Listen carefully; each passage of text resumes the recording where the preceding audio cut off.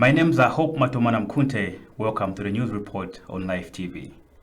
The main stories.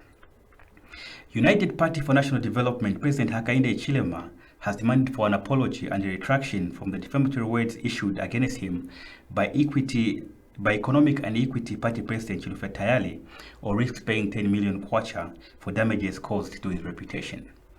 In the demand letter, Mr. Hichilema says he finds the words published by Mr. Tayali during his press briefing held on the 15th of November 2020, which was widely broadcast on his Facebook page and ZNBC television, injurious and defamatory. According to the demand letter, Mr. Tayali said Mr. Hichilema should be in jail instead of aspiring for presidency in 2021. Mr. Tayali also accused Mr. Hichilema of having benefited from privatization in the 90s.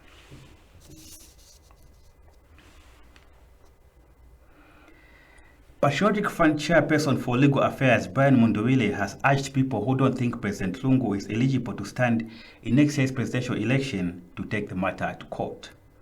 Mr. Mundowile accused the opposition of diverting people's attention from real issues by bringing up President Lungu's eligibility, a matter which he says had already been settled by the Constitutional Court. He says people questioning President Lungu's eligibility are actually criticizing the Constitutional Court, which ruled that the head of state did not serve a term when he was first elected in 2015.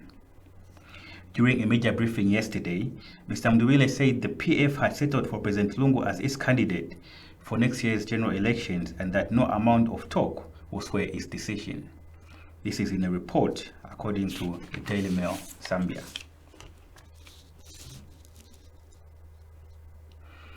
Despite the Electoral Commission of Zambia promising to increase the number of officers at voter registration centers around the country, there is still a shortage of staff. The voter registration exercise, which began on the 9th of November, has been characterized by long queues due to the shortage of registration officers, and in some instances, some machines have been found not working. Our TV crew went around Lusaka today to find out from people registering how their experiences are. Here is the news report. The experience has been very bad, I'll say. The process is very slow. The ECZ can bring in more voters registrars to help out. I think it will work out. Otherwise, the process is very slow. You find that people come here as late as 0, they leave this place as late as 22 without even getting any card. Now imagine from 05, then you find that those people are just people that are working there. So I don't know how the ECZ can help us, but if they can bring in more voters registrars to help the process to move fast. Otherwise, the process is very slow. We need manpower. There's not enough manpower. There's only one person that is doing everything. I think the process is slow, and the process is so they have to do something about it because we have been here. The whole last week we come around 11, 18 hours. The price for us, so it has just been like that. So I don't know, the process is so slow. They have to do something about it. Yeah, it's too long actually. As you can see, there is just too long. People keep on coming now. Yeah, I think we're going to type. I think one. When I'm number 2, I go fast. But when number 1, I go a bit slow. So I'm going to go fast. I'm going to fast to you, but you but I'm going to fast. So when I'm going to 05, but I'm going to manpower want to put all them one more face from Kalamambi, not one more. Then see it, right? Ninapoya kusema unaona kwa kuti tapeta ya chapa online but tomorrow kali online. So utemba ni home. Ofika abantu ambili otu abantu asile ka fast. Yozo tu no ngabo tu was a one day to was a one day mo kabila tu was a one day. ati pamanda akupa unaweza kambia so alikupa kwamba watu sasa sio angachoka. We now take a break. When we come back, more news stories for you.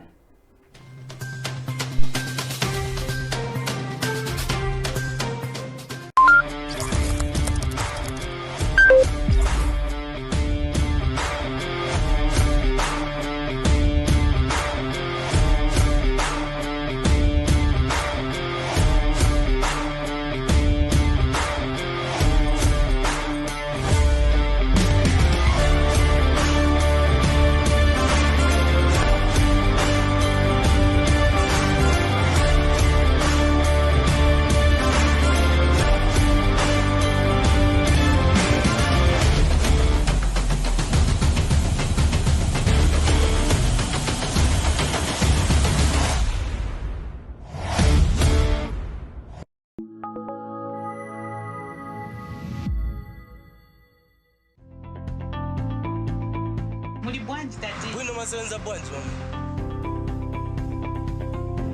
Tumiende sako na iwe. Pali pako ma 20 apolo ma 5 kwa jari. Mama ko ino sasinjira kumuzonda mazili. Mako iyo songa chinjeko kubantu abale ndio top kwa na 5 hours mamile bano leyo. Kamba nani. That is why you need to get an e-token, sir. It is faster and easier. So what? The e-tolling card is a National Road Fund agency card. So all you have to do is just credit it in Dalama and you'll be able to use it but to get Monga Paniso. To avoid the inconveniences, so you have to start looking for a 20 chocolate cherusha banso. Introducing the electronic toll card. It's easier, faster, and secure. Access the e-toll cards from all toll gates across the country or the agency's head office in Lusaka at only 30 kwacha. This message is brought to you by the National Road Fund Agency, a sustainable road fund.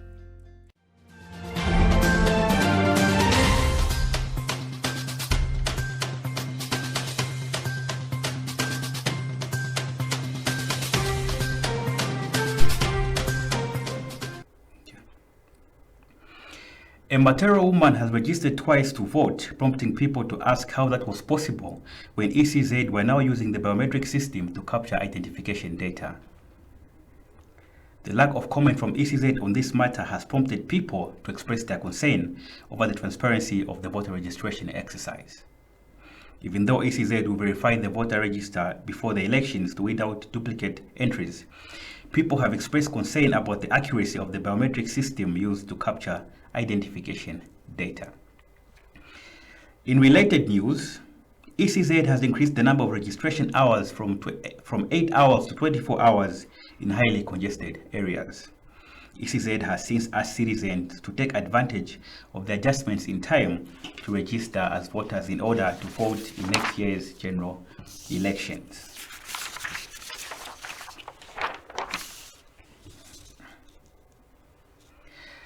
Zambian musician and activist Brian Wembia, aka Biflo, is receiving treatment after being beaten by suspected cadres at government complex on Saturday night. Posting on social media, Biflo informed his followers that he had reported the matter to the police and was receiving treatment at UTH for his injuries. Biflo was coming from the Black Dollar movie premiere when suspected PF guards asked him for money, and when he said he could not help them, they kicked him and slapped him on the face. Biflo also posted that other people were threatened by the same attackers and asked to send money on mobile money. It is also alleged that the attackers told Biflo to warn fellow artist Pilato, as he would be the next to be beaten if he kept talking about President Lungu. People on social media have since condemned the attack on Biflo, saying that violence has no place in Zambian society, especially as we go towards the elections next year.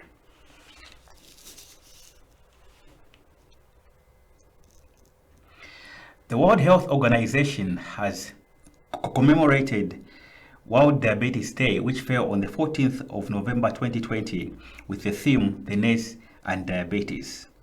The campaign aims to raise awareness around the crucial role that nurses play in supporting people with diabetes, especially with the ongoing COVID-19 pandemic.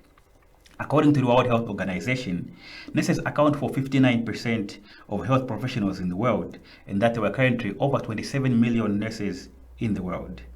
But the World Health Organization is also saying that there is a shortage of 5.9 million nurses, and that 89% of the shortage is concentrated in low and middle income countries like Zambia. The World Health Organization also says that the number of nurses trained and employed needs to grow by at least 80% every year to overcome this alarming shortfall in the profession by the year 2030. Here is a message from the World Health Organization.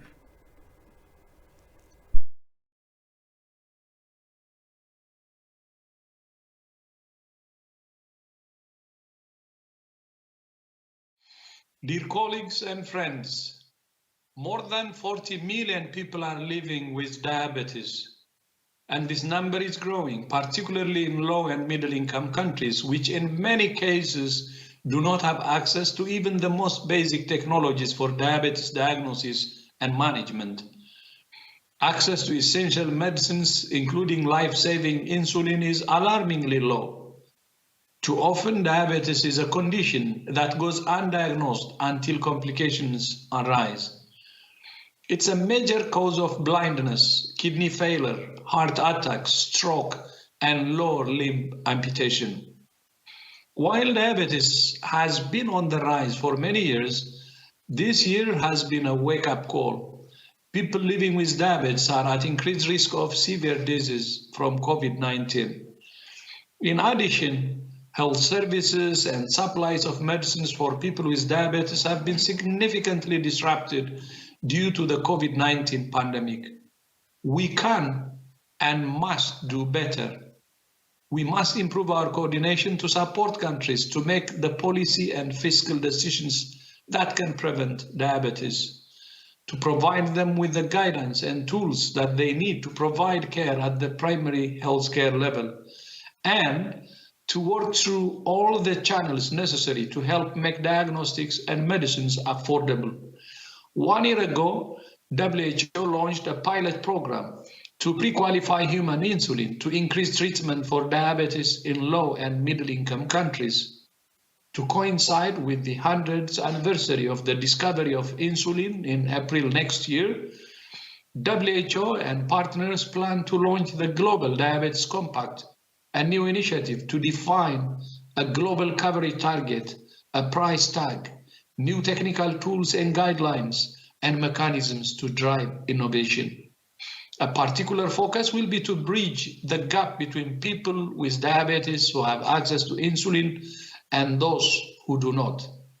In the meantime, during this year of unprecedented challenges, we must strive to provide treatment and care for as many people living with diabetes as possible, and continue our journey towards a healthier, safer, fairer world for everyone, everywhere.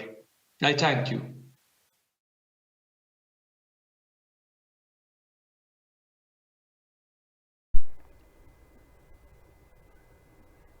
Thank you.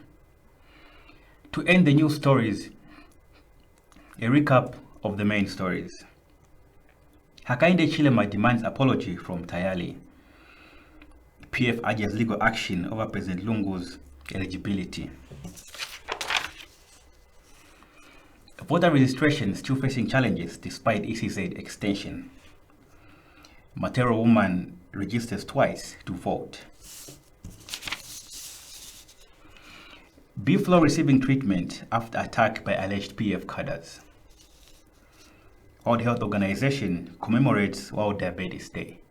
My name is Hope Mukunte and this is LifeTV. Join me tomorrow at 18 hours as I bring you all the latest stories on the news report. Thanks for watching.